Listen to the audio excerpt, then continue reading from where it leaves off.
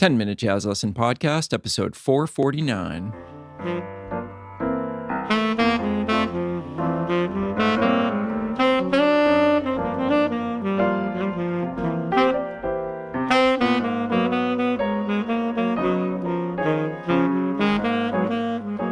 Hey, everybody, welcome back to episode 449. Last episode in the month of March, and we're going to wrap up our series on density.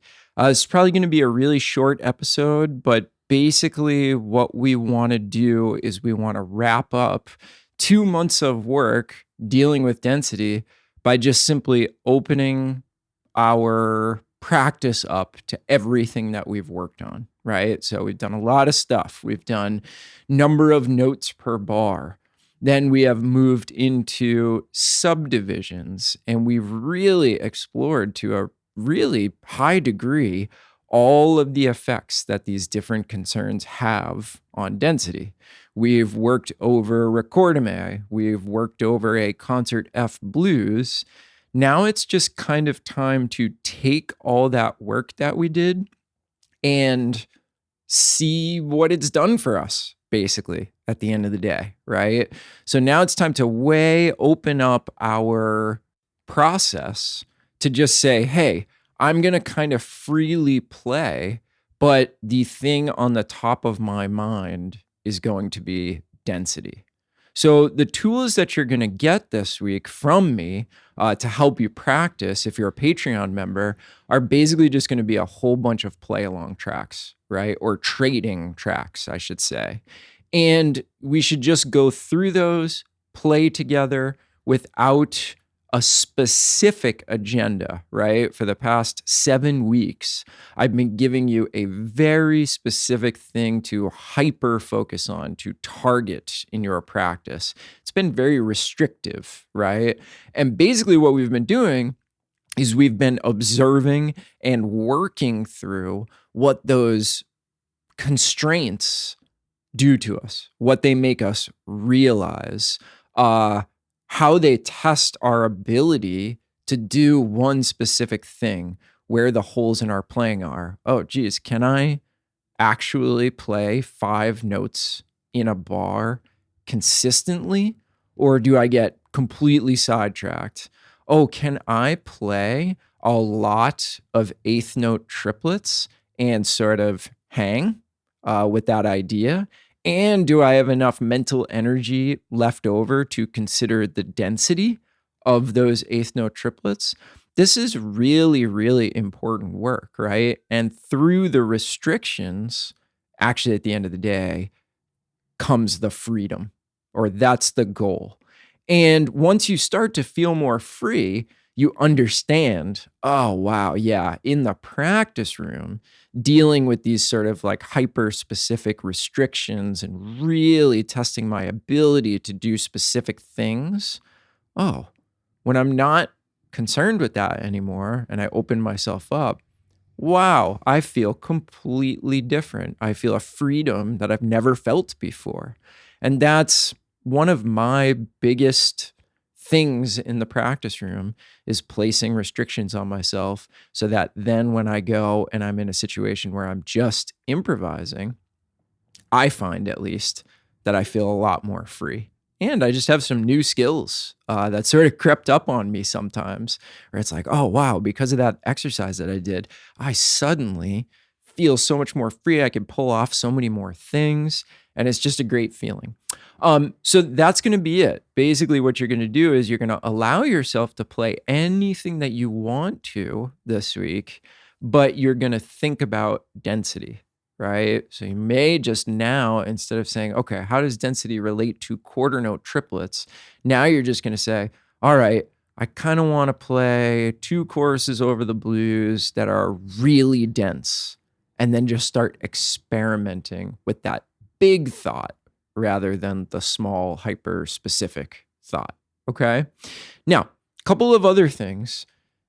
The ball is sort of in your court now, where I've given you a lot of things to think about, and now you have this incredible ability to combine ideas, right? So you might say to yourself, okay, done all this work with specific numbers of notes per bar.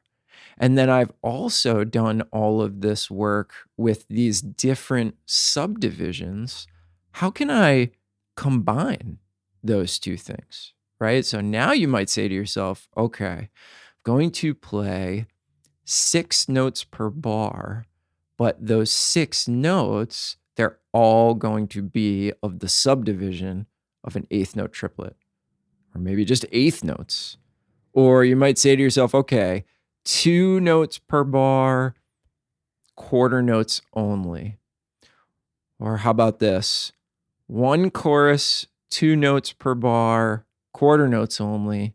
Next chorus, 2 notes per bar, quarter note triplets only, right? Are you starting to see the possibilities? They're basically endless.